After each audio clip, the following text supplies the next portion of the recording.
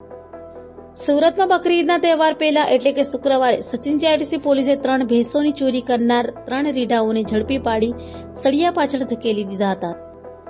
બકરી ઈદના તહેવાર પહેલા જ ચોરેલી ભેંસોનું કતલ કરનાર ત્રિપુટીને સચિન જીઆઈડીસી પોલીસે ઝડપી પાડી છે. આ ત્રિપુટીએ 15 દિવસ પહેલા જીઆઈડીસી વિસ્તારમાંથી ચરવા ગયેલી 3 ગાયની ચોરી કરી હોવાની કબૂલાત પણ કરી હતી. સચિન જીઆઈડીસી પોલીસ મથકના કુલદીપસિંહ ગોહિલ અને તેમનો સ્ટાફ પેટ્રોલિંગમાં હતો ત્યારે તેઓએ બાતમી મળી હતી કે એક સફેદ કલરની બોલેરો પિકઅપ વાનમાં ભેંસોને લઈ જવામાં આવી રહી છે. બાતમીના આધારે સચિન જીઆઈડીસી વિસ્તારમાંથી પોલીસના સ્ટાફે બોલેરો પિકઅપને પકડી પાડી હતી. આ વાનમાં સવાર રફીક સુપડુ, રશીદ કુરેશી, ઇમરાન ઇસ્માઇલ કુરેશી તેમજ મોહમ્મદ હુઝેબા ઝુબેર શેખને પકડી પાડ્યા હતા.